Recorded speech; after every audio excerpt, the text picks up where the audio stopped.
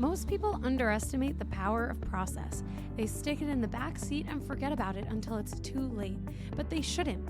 Processes run the world, literally all of it. Stocked supermarkets, on-time trains, and safely landing planes are all made possible by systems of intricate, interlinked processes. They are the secret sauce of every great company, and HR teams are responsible for some of the most important processes of all. Onboarding employees, building teams, crafting culture. These vital systems are the lifeblood of every organization. That's why this episode is brought to you by Process Street, the process platform of choice for HR teams around the world. Process Street is a no-code platform that lets you transform your most important HR processes into powerful workflows. Design beautiful employee onboarding experiences with extreme engagement that increase inclusion and reduce turnover. Sync tasks into Slack or Microsoft Teams, automate emails, handoffs, and so much more. Thousands of teams, large and small, trust Process Street to manage their most important people processes. Like Salesforce, that used Process Street to onboard all the 3,000 Slack employees after the $27 billion acquisition. You can learn more and sign up for a free account at www.process.st.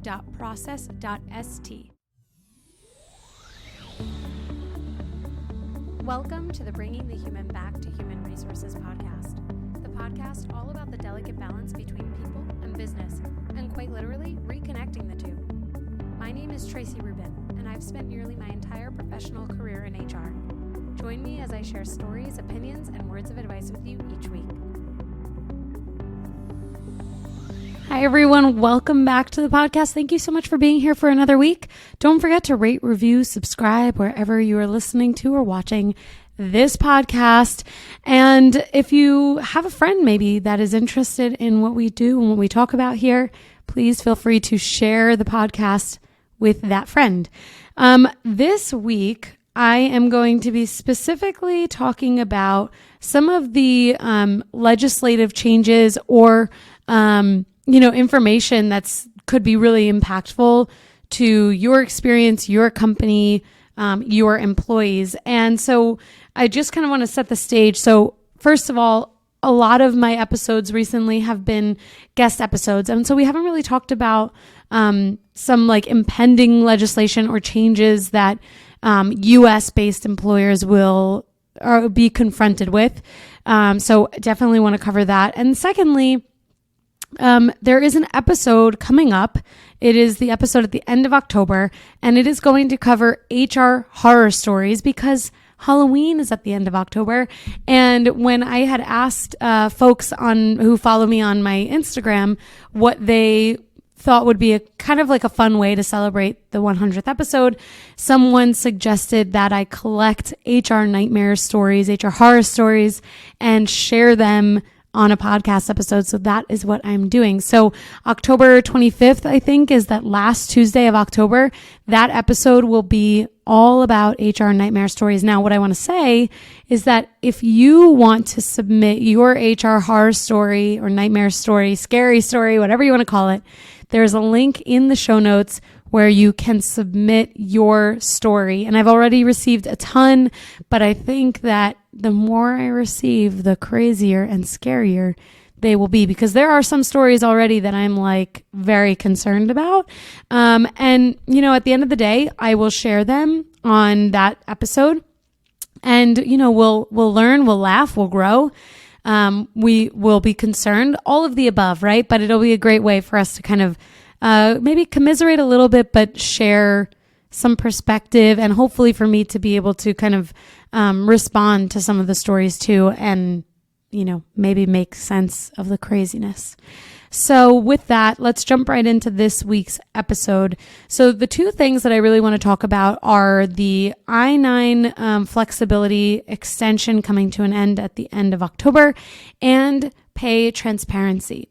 So the I-9 piece is something coming almost like dating back to April or May of 2021. And basically the Department of Homeland Security said, okay, we're going to grant an extension on this, temporary exemption for people who are onboarding in a remote environment when it comes to their I-9 documentation. So companies that are not typically remote, needed to figure out a way to be flexible with I-9 requirements. And just so you know, I-9 is a requirement in the United States or for U.S. employers to verify employment eligibility. And basically, employees, new hires need to provide documentation that shows and proves that they are eligible to work in the United States. And this must be completed between the employee and the employer within the first 3 days of a new hire's start date. So if someone starts on October 1st, then they have the 1st, the 2nd, and the 3rd to complete their I-9 verification. And because of COVID, companies had to kind of flex and do these processes remotely. And so the Department of Homeland Security said, okay, we're going to allow this to be remote if someone is, in a time and place where they're not meeting in person on a regular basis and need flexibility to prove their employment eligibility. And basically that exemption also applied to the employers because employers were afforded this flexibility to basically do the I-9 verification steps remotely, which by law are technically not allowed. Now, there are some nuances here, and I do want to read what is important to keep in mind for when this flexibility ends. So the flexibility, again, will end on October 31st on Halloween. And basically that means that once the October 31st comes around, November 1st going forward, the interim exemptions and flexibilities are no longer granted, and employers have to do the physical check of the I-9 verification process. So once November 1st comes along, the government then will now expect employers to verify identity and employment authorization documents in person for employees onboarded remotely during the pandemic, which means that companies will need to go back to anyone that was hired, let's say between 2021 or even 2020 and 2022, depending on how many and when the hiring was happening. If anyone hired remotely, this is really what is applicable here. If a company hired someone remotely during the pandemic, they will need to physically check and re-verify the I-9 documentation, which is a lot of work. And actually, there is no need to wait. So if you have not been doing this within your organization, you can start as soon as you want. You do not have to wait for November 1st to re-verify.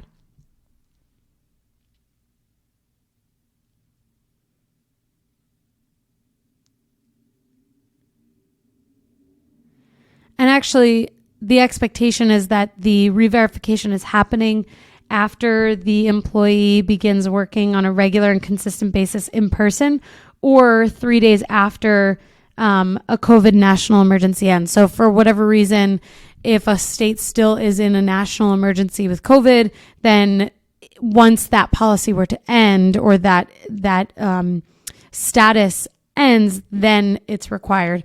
But in most cases, I'm going to go on a limb here and say that companies have probably not been re-verifying. So this is your reminder and your note to go ahead and re-verify anyone that was hired during COVID. So something that is really important to consider here is that when a company goes ahead and starts to re-verify the documents in person, it should not be based on specific groups like non-citizens versus naturalized citizens or, anything like that. It really should be based on when someone is working or the state in which they're, like if you went state by state, for example, like starting with California and then moving to New York, like the groups have to be non-discriminatory when approaching the re-verification, because it could come off discriminatory if a company first goes and says, okay, I'm going to re-verify all non-citizens, or I'm going to re-verify all naturalized citizens. You have to be really careful in the process and the procedure that you follow when you go ahead and complete the re-verification. One of the nuances here is really related to like fully remote companies, or companies that are like fully distributed, and maybe there isn't like a business entity or a representative of the business in a location where the employee is working. So in some cases, employees can go to a notary and have their documents verified in order to then be able to confirm that the documents are legitimate and meeting the requirements of the I-9. Also, in many instances, there are different agents that a company can hire to kind of stand or act as representatives of the company. PEOs have this with E-Verify. There are third-party companies that do this where they will kind of take on this role and responsibility for verifying the I-9 documentation. And so there are ways to make this process less burdensome, but most companies, at least in my experience, are kind of taking on this burden themselves. And going back and having to re-verify I-9 documentation is a lot of work. If it were me and I needed to go back and re-verify, I would probably outsource that and ask, anyone that was hired during the pandemic and is now expected to work in person. I would probably have them all go to notaries, or I would break it down by state. And knowing that the temporary extension has been is ending on October 31st. I probably would have started that already. But since there is a possibility that many of you listening have not necessarily known this, I would say what you would want to do is like a few states each day or a few states each week, depending on how many employees you have. Again, if you have a ton of employees, I would say probably over 100 or over 200 that have been hired since needing to have this, needing to take advantage of this flexible extension and exemption, that you might want to consider a third party supporting this process, or hiring someone temporarily to support with this, like an HR admin or, an intern or someone who has some experience, because I-9 is a federal requirement and you have to be really, really clear on what the expectations are, because it is very serious and there are fines associated if this process is not done correctly or appropriately or accurately. So just keep that in mind. You should certainly take a partner in your legal counsel. I'm sure that there are some attorneys out there who will say, let's not even use a PEO, let's not even use E-Verify, let's just have everyone go to a notary. Like, there are some attorneys that are going to be much more strict. It really depends. But the law is pretty clear that the requirement needs to be physically, the documents have to be physically reviewed, unless there's a third party agent kind of verifying these things. So again, if you are not a US based employer, this might not feel super pertinent. However, if you are living outside of the United States and potentially looking to work in the United States, it is important to know that there is this process, because if you are a foreign employee or candidate, there has to be some sort of work authorization in order to work for a U.S. employer. And this is the case in most countries anyway. But I-9 is, at least from my perspective, one of the more strict requirements that I've seen as far as, proof of eligibility to work. So with that, if you have any questions about the I-9 process, you can always reach out to me. But I did include documents and links to other, sources of information so that you can do your own research.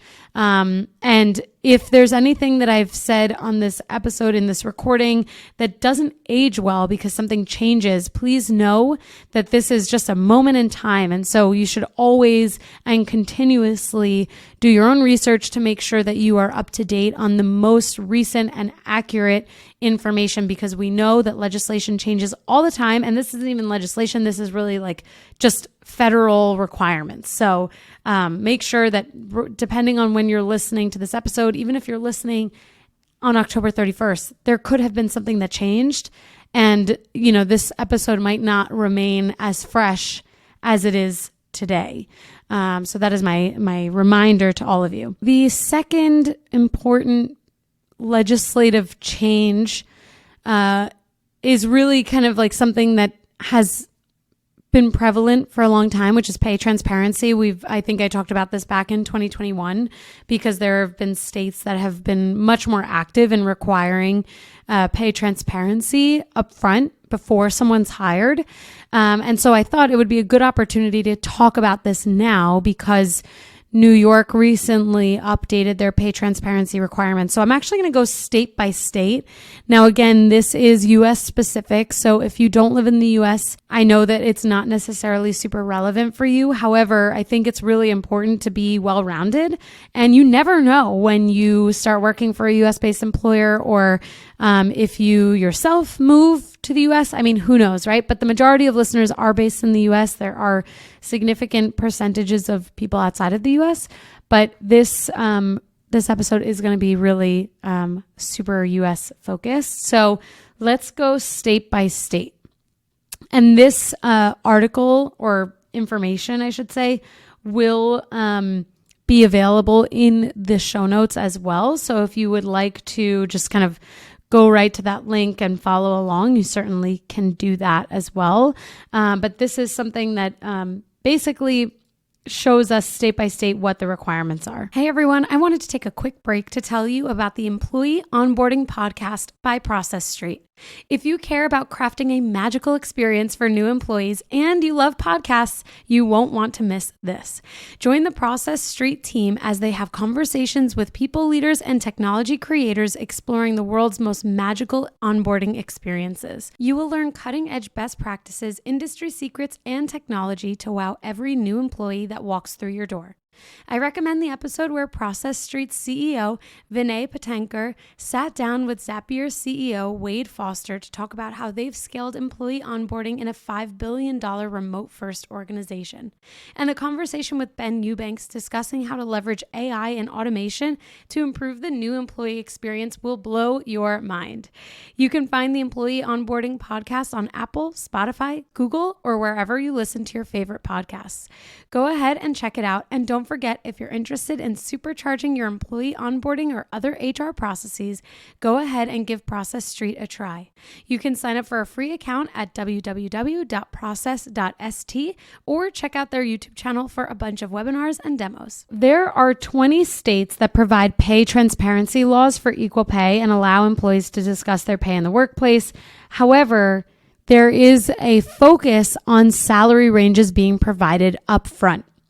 Only 10 states have this type of pay transparency law or are working to pass this law. Now, this is something that was published August 2022, and I like it because it has every state listed. The way that I view pay transparency and really policies in general is that I always try to take the most stringent or most compliance heavy state and apply the same policy across the board. So in most cases, California is the most stringent, right? Like they're the first state on our list for pay transparency laws. They do require that the salary range is on all job postings, and this will be effective January 1st, I believe, 2023. But they passed an Equal Pay Act back in 2016 that provided a ton of benefits for employees. But one of those benefits was that it prevented employers from asking about candidates' past salaries. And it does also require employers to disclose salary ranges. Now, this is the example that I want to use.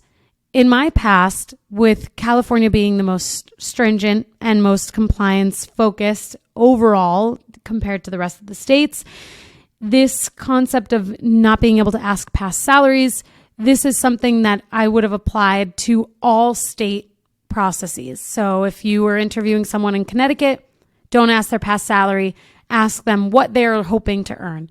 And this was actually something that New York is often right behind California and in terms of like passing legislation. So when this happened back in 2016, we had already applied it across the board.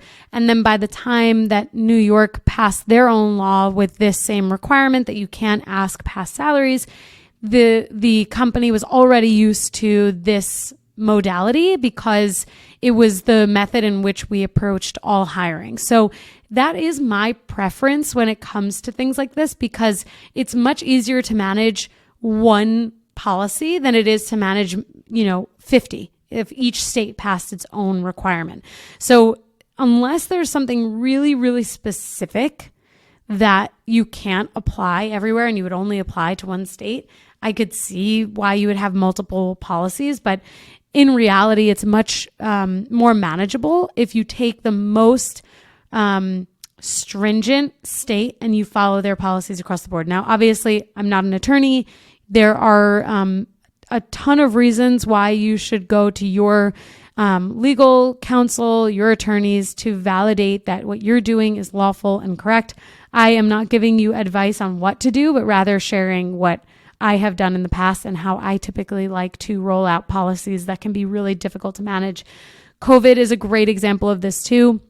Back when I was still in retail and I was managing COVID at a store level, especially, and a corporate level, we just took the most strict, protocols and applied it everywhere. That way it was much easier to manage. So moving on, Colorado, which this is something that took effect in January of 2021, has an Equal Pay for Equal Work Act. And it's one of the most important aspects of the law is that it requires employers to list the pay range and benefits of any job opening. So this is something that's been required since January. And this is whether you are working remotely or in person, and regardless of how many employees you have. Now, some states do have minimum employee headcount in order for this law to be required for a business. So just make sure that you're digging in. If you work in a specific state or have employees in specific states, make sure you're double checking to see what the headcount requirement is, because you might be exempt from the requirement if you have too few employees. Moving on. Connecticut, also in 2021, October of 2021, required employers to provide a salary range if the candidate requested it. Now, here's a good example. In Colorado and California, it's required that the salary ranges are posted. In Connecticut, it's if the candidate requests it. If I was operating, where I needed to apply this law across these states, I would then, if I had employees in Colorado and Connecticut, I would follow the Colorado rule because it's more strict. And even if it's an oversharing for Connecticut employees, you're at least meeting the requirements in Colorado, and it's easier to manage because you're following, again, the most strict requirements and compliance requirements. But again, just something that I have done in my past that's made it easier to manage these things. Otherwise, you would need to, if you have, HR contingents or HR support in each state, then maybe it's totally irrelevant and you can manage it state by state. Maryland is another state that has an Equal Pay for Equal Work Act that was passed in 2016. It was recently updated in 2020 with a focus on pay transparency. The law requires employers to provide pay ranges at the candidate's request and prohibits employers for asking about previous salary history. So you see where, when states start to take on or see the effectiveness of these laws and legislative agendas in other states, they start to add them, which is another benefit of kind of taking the most strict compliance requirement and applying it across the board. But we can see here that there have been many updates with pay transparency, and so I think we can expect that they will continue.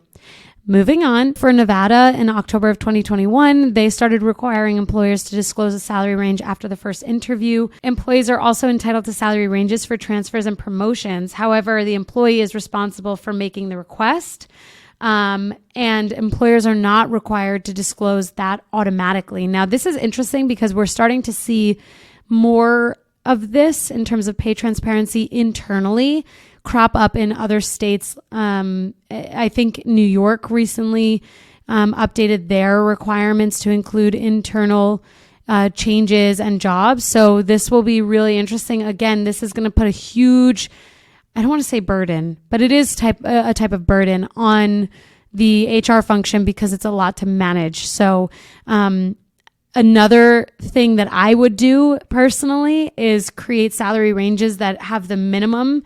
Like if you're, let me go back. If you operate in a state that is a lower starting salary, like let's say Florida to New York. Florida has a lower cost of living, so maybe your salaries start at a lower rate in Florida, but New York has a higher cost of living, so they start at a higher rate in New York. The salary range that I would probably think of providing is the minimum in the lowest cost of living state and the maximum in the highest cost of living state, because otherwise you have to manage salary ranges by every state. And if you're posting jobs like remotely, for example, where someone can work anywhere, how do you manage that? And I actually am still trying to figure this out. And I've been asking like colleagues to see how they're doing it. And it's really kind of like up in the air because each state has its own requirements. But if you are remote and you don't have to operate in any specific state, how do you manage it? So this again is where I kind of take the perspective of like following the most stringent, because otherwise, like, how do you manage that? And this is like, I hope in sharing this, it shows you that I am learning at the same time and rate that you all are learning this. So as more information comes out, I hope to be able to share more information as well.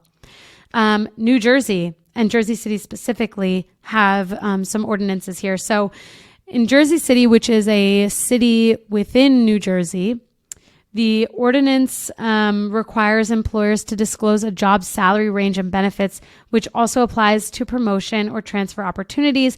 This law is only in place for Jersey City and not the entire state of New Jersey. Now, add another layer of complexity here, right? Like Jersey City, actually, my family is from Jersey City and Hoboken. It's like all there. Anyway, that's an anecdote. Jersey City is a locality or a city. So it's like if you were to take Miami, having their own ordinance, but not necessarily applying it to all of Florida. This is the same, kind of deal here. Jersey City has its own regulation now. So again, how do you manage as an HR person? How do you manage local, state, and potentially federal requirements if they come out? So again, you already know what I'm going to say.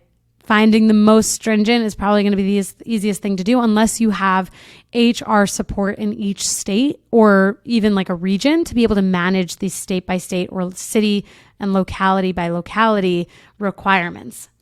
We're almost done at the end of the list here. New York, which includes New York City and Ithaca, have recently implemented pay transparency laws that affect employers, of course. In both New York City and Ithaca, employers must disclose salary ranges and benefits before a candidate is hired. Similar to the Jersey City law, these laws only apply to either New York City or Ithaca. That means if a candidate doesn't have a job in either of these cities, the law will not apply. So New York City and Ithaca are parts of New York, not New York State in its entirety. So this, I'm sure, we'll continue to see more coming out of this because California as a state has rolled out pay transparency. And like I said, New York is usually right behind them. In Ohio, specifically in Toledo and Cincinnati, their Pay Equity Act ensures that workers in Cincinnati and Toledo are entitled to pay transparency. In both cities, employers with more than 15 employees must provide a salary range upon a candidate's request. The catch, however, is that this law only applies if the candidate has been given a conditional offer of employment. So this is different in that the employee or the new hire has to be offered a job contingent on their background check passing and whatever else is a condition as part of the conditional offer, and then they get access to the salary range. So what I could foresee happening is that someone is offered a conditional job, then requests the salary range, and then sees the range, could potentially be in the middle of that range or below where they realize they could be, and this could probably result in a lot of back and forth between the new hire and their conditional offer. So if I'm a betting woman, I think that Ohio will end up changing its law so that it's not after the conditional offer has been made, because it's going to create probably a ton of back and forth, but who knows? We shall see. Rhode Island passed an equal pay law in 2021, which will only go into effect starting 2023. The law will require employers to provide a salary range at a candidate's request and will also apply this law to transfers and promotions. So again, we're seeing a percentage of these states applying this requirement to internal opportunities as well as external. For Rhode Island, it's important to note that employers will also be required to disclose a salary range if compensation is discussed in any way, even if the candidate doesn't directly request it. So what this tells me is that if at any point the person engaging in an interview with a candidate says, "What are you looking to earn?" Boom, that triggers a salary range needing to be provided, even if the candidate doesn't request it. And then finally, Washington has an Equal Pay and Opportunities Act, which was passed in 2019 and recently amended to include salary ranges. According to the law, employers must provide a salary range once they make an offer to a candidate. So again, this is an offer-based trigger, and I think that this will end up changing too, because that it could potentially be a lot of back and forth, but this was also passed in 2019, so maybe it worked out. I don't know. Employers must also provide salary ranges for employees who request them for transfers and promotions. So this is only a fifth of the states in the United States having pay transparency laws, but I guarantee you that most, if not all states, will eventually have these laws passed. I'm sure that this will be a political discussion and that there will be a ton of polarizing opinions on pay transparency laws in certain states, depending on their political swing. However, for you as an HR practitioner and professional, I think it's really important to be super clear on what the law is and what is required. And if you operate in multiple states, consider how you will manage all of this. Most of these laws have already gone into effect. However, they've been amended to include salary ranges going forward. So if you are not already compliant in any of these states that I've shared, you do have to kind of go back and figure out what your requirements are, if there's a headcount minimum, and things like that. So I certainly hope that this was helpful. I know it's a ton of information. Again, I shared all of those links in the show notes, so I hope that you go to those resources and take advantage and read. And again, this episode may not remain fresh if you listen after it's published. So I encourage you, regardless of when you are listening to this episode, to do your own research. Make sure that you are clear, make sure that you're compliant, speak with your legal partners, your attorneys, in-house or out-of-house counsel, and make sure that you are compliant, because this episode, we know legislation changes. Like, it's probably changing right now. I'm recording this episode in the late afternoon, and it could have already changed. So, by the time this is published and then by the time it's heard by you, it could already be stale. So I do hope this helps. And maybe this link will continue to live on, and hopefully these resources will update. But there's no real way to know for sure. So, moral of the story, do your own research, make sure you have attorneys that you partner with, and always focus on being compliant with the law, and then you have nothing to worry about. And it is okay to be extra generous with your benefits or extra strict with your compliance requirements, so long as you are meeting, again, the highest threshold. Like, California has the highest threshold and expectation for pay transparency laws and double time and all of those things. So whether you are more strict in meeting those compliance standards that they have at that higher threshold, or more generous in giving benefits because you want to only have to apply one sweeping policy, that is okay, as long as you are meeting the minimum in each, facet of the where you operate. Now, of course, if you operate in other countries like Canada, Mexico, India, Ukraine, wherever, those countries all have their own requirements and policies. So you won't be able to apply that same reasoning across country, but you can in the United States apply most of the time across state lines, as long as, again, you are meeting the highest threshold for compliance and the minimum threshold for pay and things like that. If there's anything that I can expand on, please feel free to reach out to me. You can email me at podcast@hrtracy.com. You can DM me on Instagram at hrtracy, that's TRACI. You can connect with me on LinkedIn, although I have not been on there in a while, so I have to get to all those messages. But other than that, I do hope this helped, and I appreciate you listening, and I will see you next week. Don't forget to submit your HR nightmare stories, and I so appreciate you being here. Thank you so much. See you next week.